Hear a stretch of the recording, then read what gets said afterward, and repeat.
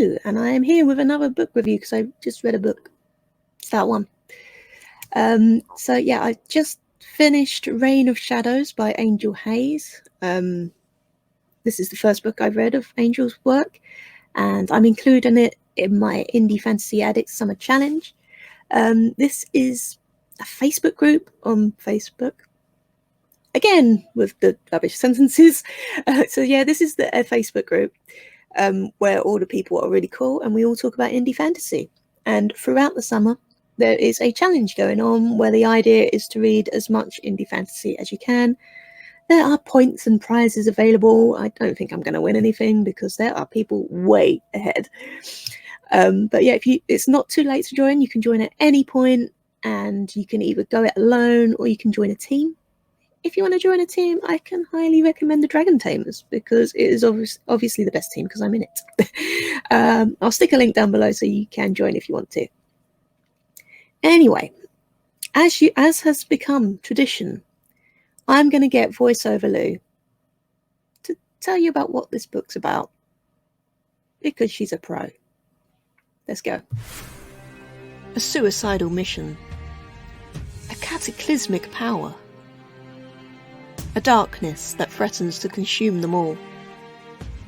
Killian is hell-bent on accompanying the battle mages beyond the Black Wall to satisfy the demands of a battle-weary king, spite the council who thwarts him, and redeem himself from his dark past. That alone promises to be a perilous mission, one that has killed hundreds of men before him. But when a seer predicts the birth of a child that will unite the world, or destroy it, and assassins come for Killian and his family, he must do everything in his power to protect those he loves, even if it means giving in to the monster he is feared to be.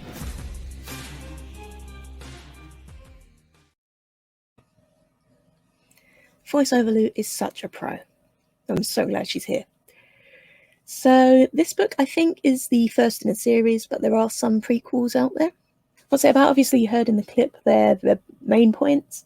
There is a lot going on in this book. This is like typical fantasy, so much going on. There's a quest, you've got to love a quest. There's a prophecy, you've got to love a prophecy.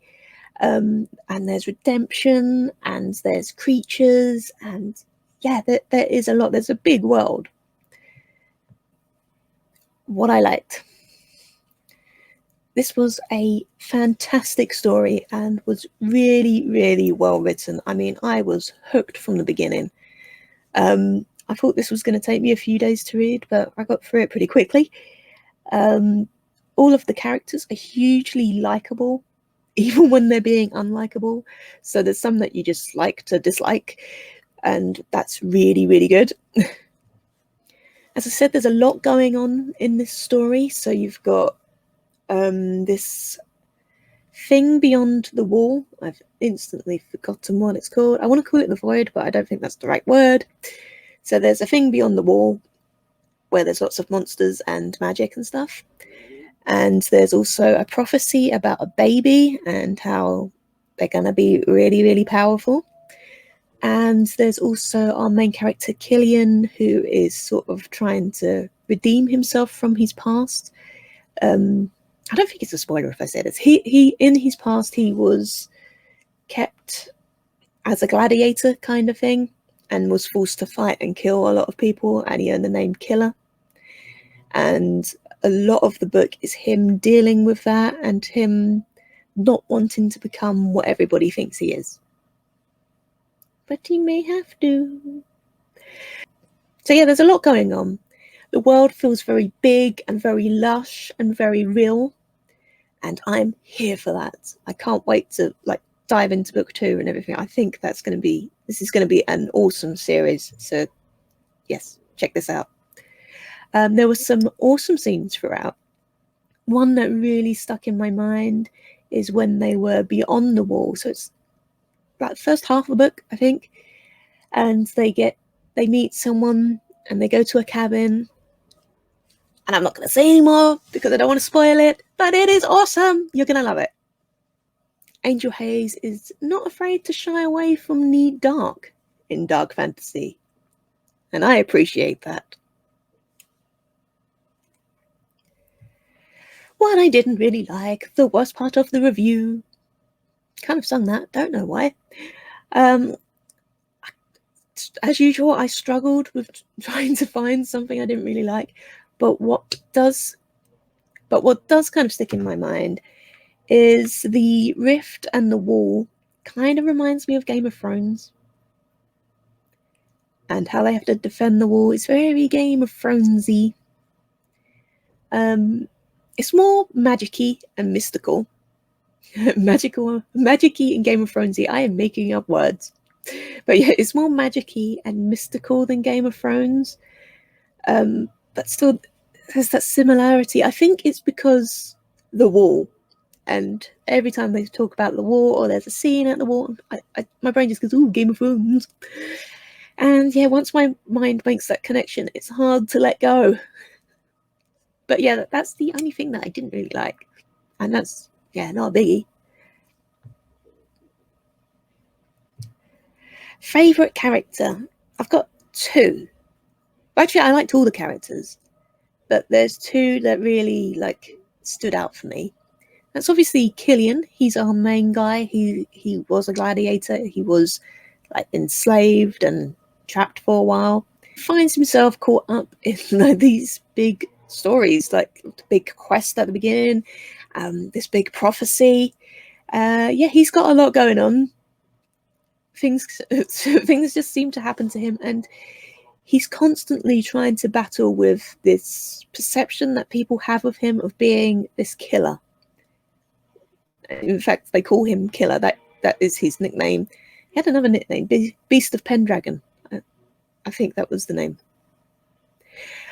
But yeah, everyone thinks he's a monster, and he doesn't want people to think he's a monster, and he tries to break away from that. And yeah, stuff happens. And maybe he has to embrace that side of him. I don't want to say any more than that. The other character that I really liked was a guy called Hurst. And he is a shapeshifter, and he is a sorcerer for a dodgy sounding prince. I mean, this prince guy, don't get me started. But yes, Hurst is a sorcerer and shapeshifter. This guy, oh man, he's irritating. He's annoying. But he's such an interesting character, and I can't get enough of him.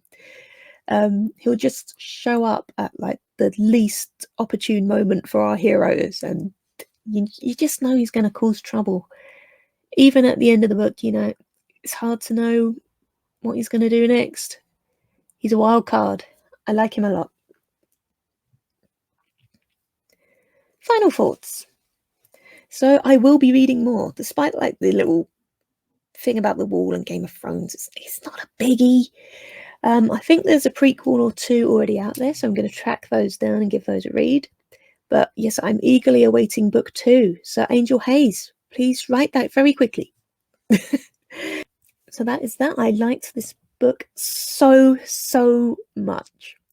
So as I said at the beginning of this video, I'm including this review as part of my effort in the Indie Fantasy Addict Summer Challenge.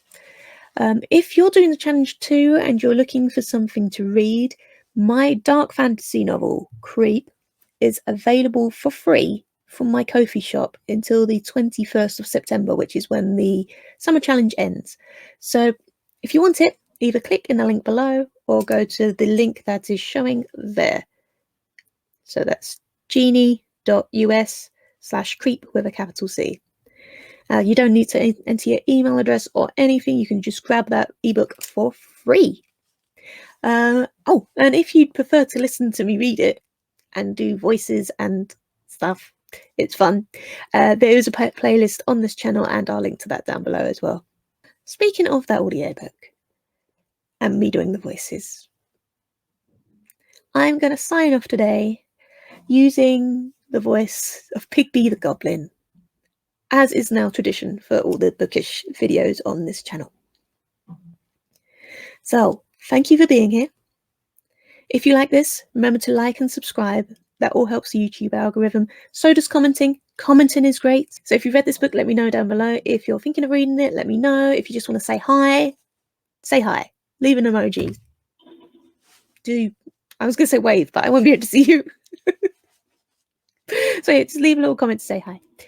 And until next time, stay delicious.